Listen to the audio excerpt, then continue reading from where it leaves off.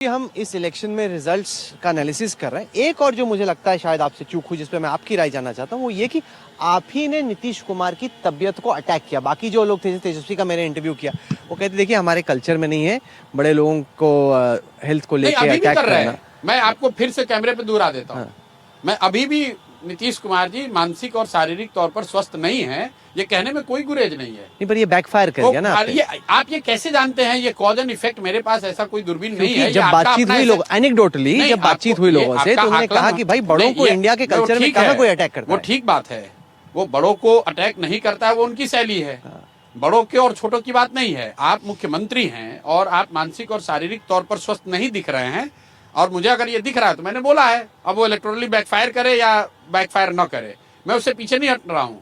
मैं आज भी आपको कैमरे पे कह दे रहा हूँ कि नीतीश कुमार जी मानसिक और शारीरिक तौर पर स्वस्थ नहीं दिख रहे हैं। नहीं, पर वोटरों में यही सब अटैक्स वगैरह से एक सहानुभूति होगी। हो सकता भला आदमी है। अरे मेरे भाई, 20 साल ऐसा है ना राहुल, 100 करोड़ रुपए मुझे आप दे दो एक विधानसभा के लिए, 100 करोड़ रुपए, और सारी सहानुभूति, सारी रणनीति आपकी धरी की धरी रह जाएगी, या वोट खरीद के जीत सकते हो।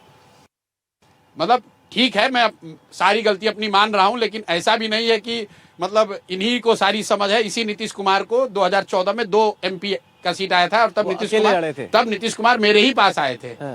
मेरे से मदद के लिए आए थे। ऐसा भी नहीं है कि ठीक है नीतीश जी जीत कर आए, जो जीता वो सिकंदर है, और जीतने वाले की हर बात सही लगती है।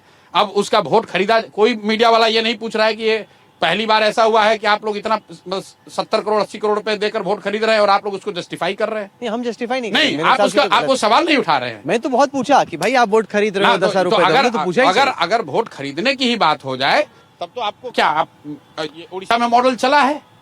उड़ीसा में नवीन बाबू के स्वास्थ्य को लेकर बहुत चर्चा चलती रही, लेकिन वहां पर भी यही मॉडल था। वहां पे जो अधिकारी थे उनका एक तंत्र था, वो बड़े एफिशिएंटली इलेक्शन को मैनेज करता था, और नवीन बाबू लगातार जीतते थे। और लोग दंग रहते थे कि भाई देखो, इनसे ज्यादा तो किसी की पॉपुलैरिटी नहीं है, नवीन बाबू से ज्यादा कोई पॉपुलर नहीं है, ये कोई प्रचार नहीं करते हैं, संगठन नहीं बनाते हैं, इनको अभी पूरी तरह से उड़िया बोलने नहीं आती है, फिर भी जीत जाते हैं। और ये 20-25 साल तक वहां चला। तो बिहार में भी कमोवेश वही मॉडल, जो अधिकारी हैं यहाँ पर, ये सरकार ने चुनाव लड़ा है, सरकारी पैसे से चुनाव लड़ा है।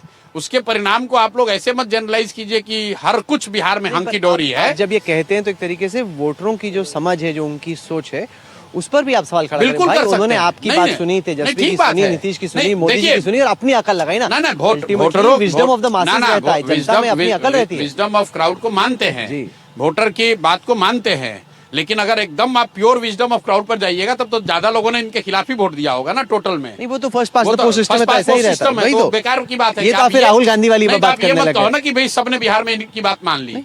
Just because you have one, that doesn't mean कि everything what you are doing is right. नहीं, पर ये वन ही नहीं है, ये वन ही नहीं है तो भाई सुनामी। अरे भाई, तो आप 25,000 करोड़ रुपया खर्च कर दोगे जनता का वोट खरीदने के लिए, तो सुनामी क्या? कल आप पूरा बूथ कैप्चर कर लीजिए, जीत कर आ जाइए और कहिए कि भाई। नहीं, पर ऐसा है नहीं, जैसे अशोक गहलोत ने राजस्थान में पिछले विधानसभा चुनाव से पहले जितना वो दे सकते थे सब नहीं, आप बिल्कुल। अरे हम लोग भी चुनाव में जुड़े रहे हैं राहुल, अगर आप चुनाव कवर करते हैं, चुनाव से हम भी जुड़े रहे हैं। चुनाव अनाउंसमेंट के बाद वोटिंग के दिन तक, ड्यूरिंग द फेज जिसको कि आप कहते हैं आचार संहिता लागू है, उस समय वोटर को बुलाकर 10,000 रुपया देना, एक वोटर को नहीं, हर विधानसभा में 60,000 62,000 वोटरों को देना, ये बिहार के नहीं देश के राजनीतिक इतिहास में कभी नहीं हुआ है। आप स्कीम की घोषणा करते हैं, आचार संहिता से पहले करते हैं। इनफैक्ट ये मारामारी रहती है कि भाई जिस दिन इलेक्शन अनाउंस होता है उससे पहले लोग अनाउंस करते हैं। यहाँ पर वोटिंग के 2 दिन पहले तक, वोटिंग के 4 दिन पहले तक महिलाओं को बुलाकर न सिर्फ पैसा दिया गया है, पैसा देने के बाद उनको ये बताया गया है कि अगर आप एनडीए को वोट देंगी, अगर आप नीतीश कुमार मुख्यमंत्री बनते हैं तो आपको 2 लाख रुपए तक का आगे सहायता मिलेगा, और लोन के तौर पर नहीं। आप सरकार का गजट में आपसे अनुरोध करूंगा, अमित शाह जी क्या कह रहे हो छोड़िए, सरकार ने जो ऑर्डर निकाला उसमें लोन शब्द कहीं नहीं है। उसमें कहा गया है कि आपको 10,000 रुपए का पहला इंस्टॉलमेंट दिया जा रहा है, और 6 महीने में अगर आप अपना रोजगार शुरू करते हैं तो आपको 2 लाख रुपए तक का मदद दिया जाएगा। सेकंड पार्ट तो लोन है, आप उसको फिर भी डिस्टॉर्ट कर रहे हैं। सेकंड पार्ट वाला लोन है। अच्छा, 10,000 रुपए देके वोट खरीदना, 10,000 रुपए तो ग्रांट नहीं, मैं तो कतई नहीं कर सकता जस्टिफाई, वो ग्रांट है, बिल्कुल भी नहीं, सवाल ही नहीं उठता, वो तो गलत है, इसी को रोकना ही चाहिए। इसमें कोई बात अगर नहीं, इसी की बात छोड़ दीजिए, इसी की बात छोड़िए। ये जिस नीतीश कुमार को आप लोग इतना बड़ा मसीहा बता रहे हैं, ये नीतीश कुमार और मोदी जी अगर 10,000 रुपए देकर आप वोट खरीद, अब आचार संहिता में अगर आप 1 लाख रुपए के साथ पकड़ लिए जाए 50,000 रुपए के साथ वोटर को खरीदते हुए, तो आप उसको ब्रेकिंग न्यूज दिखाओगे कि भाई जनसुराज का कैंडिडेट 50,000 रुपया देकर वोट खरीदता हुआ पकड़ा गया, राजद का जदयू का कैंडिडेट वोट खरीदता हुआ पकड़ा गया, और यहाँ नीतीश कुमार 125 करोड़ रुपया हर विधानसभा में देकर वोट खरीद रहे हैं, और आप लोग उसको कह रहे हैं कि ये तो छोटी बात है। ये तो छोटी बात नहीं, ये फुटनोट नहीं है। मैं आपको बता रहा हूं, ये आप जनसुराज के हार को चाहे जितना भी मीम बना लीजिए, ये देश की राजनीति के लिए बहुत बड़ी घटना है। आज तक कभी किसी ने, मैं आपको बता रहा हूं, बंगाल में हमने कैंपेन कराया है और हर महिला को 500 रुपए देने का प्रॉमिस किया गया है। सरकार जब जीत कर आई लक्ष्मी भंडार योजना, तो उनको 500 रुपए दिया गया, अब शायद 1000 दिया जा रहा है। और ये इस तरह की योजनाएं घोषणा की जाती रही हैं। लेकिन चुनाव से पहले, वोटिंग के 2 दिन पहले आप 10-20 हजार रुपए की बात नहीं कर रहे हैं। 10,000 रुपए 60,000 महिलाओं को घर घर से बुलाकर, और सिर्फ यही नहीं, आप पार्टी बनाते हैं, पार्टी का कैडर होता है, पार्टी के का बूथ का नेटवर्क है, पार्टी के प्रचारक हैं। यहाँ तो जदयू को, एनडीए को जरूरत ही नहीं उसकी, क्योंकि 1,20,000 जीविका की जो दीदी है वो आपकी कैडर हो गई। सबको बूथ में बैठाया गया, ये तो लीगली चैलेंज करने वाली बात है।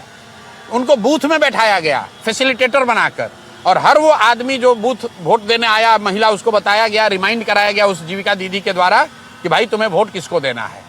ये इलेक्टोरल वायलेशन, तो मोदी जी और ये लोग बोल सकते हैं कि जीविका दीदियों को भी तो नीतीश जी ने ही तैयार किया ना।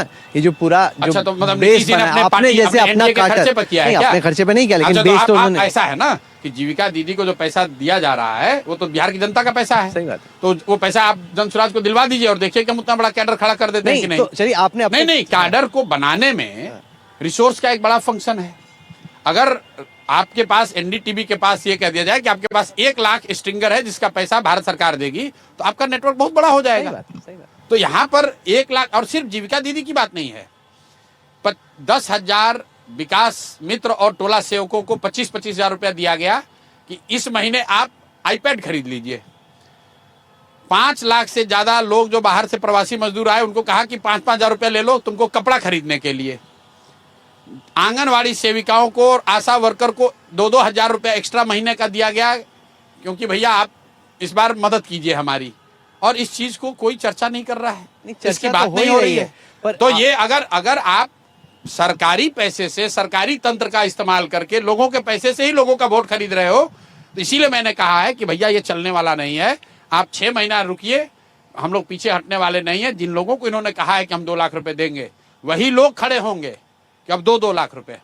क्या करेंगे आप? बिल्कुल, मैंने कल नंबर घोषित किया है कि जिसको भी भैया 2 लाख रुपए नहीं मिल रहा है, वो अब जनसुराज को, प्रशांत किशोर को कांटेक्ट कीजिए, हम लोग चलेंगे सरकार के पास। सरकार बोलेगी पीके बाबू आपको जनता ने मैसेज दिया, घर बैठिए, अरे हल्ला मत कीजिए। ऐसा है ना, लोकतंत्र है, लोकतंत्र में लोग जीतते हारते रहे हैं।